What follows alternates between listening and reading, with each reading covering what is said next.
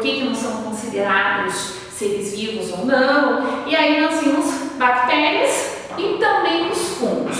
Agora a gente vai lá falar sobre as algas. Então até eu coloquei aqui, é claro que a gente só sabe da existência desses seres a partir do momento que houve o avanço da microscopia, certo? E cada vez mais esse avanço tecnológico nos permite hoje saber detalhes, metabolismo, funcionamento de todos esses seres. Então veja que eu caracterizei aqui as algas, são seres muito importantes, tenho certeza que todo mundo já ouviu falar. Eles são seres eucariotas, lembrando desse conceito, seres eucariotas são aqueles que possuem um núcleo organizado por uma membrana.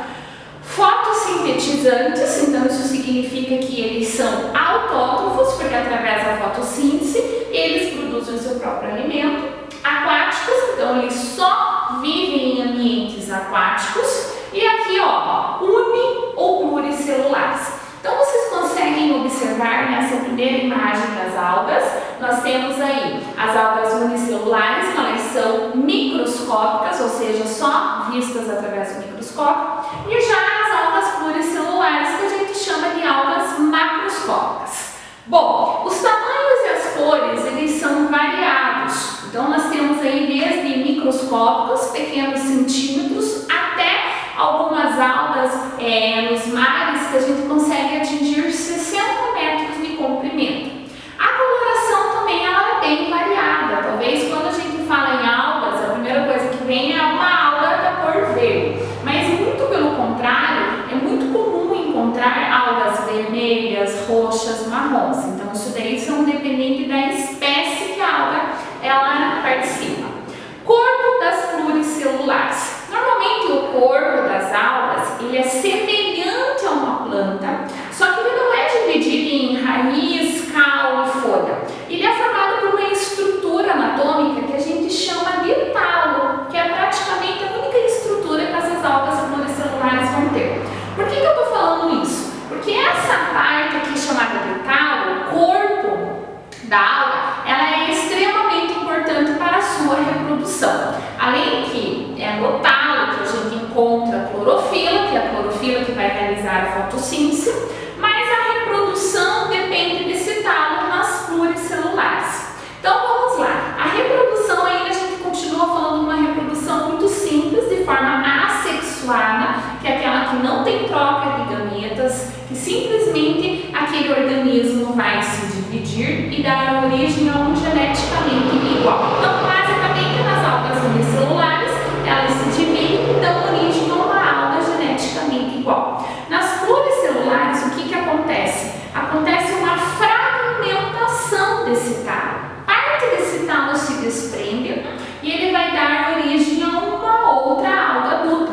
Então são várias multiplicações daquele talo para dar origem a várias algas, mas todas geneticamente iguais. Então é dessa forma que tanto as algas uni ou pluricelulares elas se reproduzem. Bom, importância ecológica. Não tem como não falar da importância ecológica das algas, uma vez que a gente sabe que elas são fotossintetizantes. Então, além da questão da fotossíntese, parte do oxigênio disponível no nosso planeta vem exatamente desses seres. Mesmo as algas unicelulares, elas oferecem uma contribuição muito importante com o oxigênio, não só no meio aquático, mas também no meio terrestre. Além disso, as algas, ela é a base de uma cadeia alimentar. Lembram lá no ano passado, sexto ano, a gente trabalha muito as cadeias alimentares, e é claro que as cadeias alimentares acontecem no ambiente aquático, e a base principal de todas as cadeias alimentares concentra-se exatamente nesses seres aqui. Mas fora toda essa questão do equilíbrio ecológico, as algas elas são consideradas bons indicadores de ambientes, porque uma vez que a gente encontra as algas em algum habitat, significa que aquele habitat, aquele ecossistema ainda está em equilíbrio ecológico. Mas ela também tem importância para o homem. Então, além também da alga ser extraído papel, extraído cosméticos e também na alimentação. Então, obviamente, vai depender muito das espécies. Algumas espécies são tóxicas para o homem,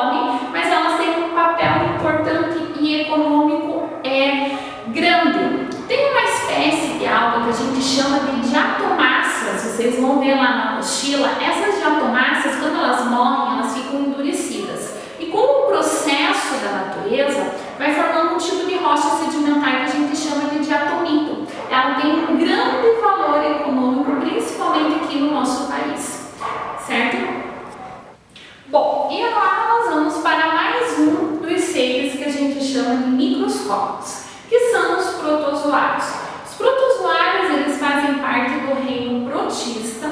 Então lembram lá que no início do ano nós tínhamos visto os níveis de organização do ser vivo, onde a gente começa lá a agrupar num grupo maior, que é o reino. E posteriormente vem o filo, classe, assim por diante, até chegar na espécie daquele ser vivo. Quais são as principais características que se destacam em qualquer protozoário? Primeiro, eles são microscópios, por isso nós chamamos de micro-organismos e por isso unicelulares, que têm uma única célula. Eucariontes, lembrando lá que nós já tínhamos visto as bactérias, que são procariontes, e heterótrofos. Então, diferente das algas que nós acabamos de ver, eles não têm a capacidade de produzir o seu próprio alimento, eles precisam ir em busca do seu alimento. Bom, onde nós encontramos esses protozoários? Normalmente em ambiente aquático ou úmido. Alguns são considerados parasitas, que esse é um assunto à parte que nós vamos trabalhar. Algumas doenças bem importantes de nós termos o conhecimento, mas que não são transmitidos nem por vírus e nem por bactérias, e sim por protozoários. Mas a sua estrutura, a sua forma de vida dependem totalmente do ambiente aquático ou então úmido. Por isso que eles não são encontrados facilmente e talvez se a gente falar assim no início um protozoário, a gente não consiga ter a imagem. E aí o que nós temos de mais importante desses animais? A forma como eles são classificados. Então aqui vocês conseguem acompanhar 4 tipos de estruturas de locomoção. Essas estruturas de locomoção é que vão dar a questão dos 4 filos que eles são divididos. Vão acompanhando na imagem as 4 estruturas, o que dá o nome dos 4 filos relacionados aos protozoários. O primeiro tipo nós chamamos de rizómeros. O que essa palavra significa? Falsos pés. São prolongamentos, expansões do citoplasma e que fazem essa locomoção. Então vejam assim que por isso, pela sua forma simples, é que eles são dependentes do ambiente aquático. Com essas estruturas de locomoção, é muito mais fácil o seu deslocamento no ambiente aquático, certo? Então os rizópodes, como eu havia falado, são falsos pés que são prolongamentos do citoplasma. Vocês conseguem acompanhar na imagem o exemplo mais comum e que eu tenho certeza que esse é um dos mais conhecidos dos protozoários, que é a ameba. O segundo tipo, ciliados. Ciliados, o nome já lembra o que? Cílios são vários pequenos prolongamentos que saem também desse citoplasma e esse prolongamento faz a locomoção desses seres vivos. Exemplo mais comum é o paramécio, que a gente vai discutir na sequência. O terceiro tipo, flagelados, lembra o flagelo. Então, ao contrário dos cílios, que são inúmeros e pequenos, os flagelos, eles são mais longos e normalmente de 1 a 3 flagelos, e são essas estruturas aqui que fazem com que os flagelados se locomovam. O exemplo mais comum, tripanossomos, vocês conseguem ir associando. Na nossa apostila a gente já tem lá as doenças de alguns deles. E por fim, os esporozoários. Os esporozoários são um formato de esporos, são aqueles que não têm nenhuma estrutura formada para a sua locomoção. O exemplo mais comum é o plasmódio. Então, o que a professora vai solicitar hoje para vocês fazerem lá no nosso caderno? Vocês vão fazer um desenho de uma alga no seu habitat, lembrando que a gente sempre precisa inserir aquele ser no seu habitat, pode ser tanto unicelular quanto pluricelular essa alga, e vocês vão escolher um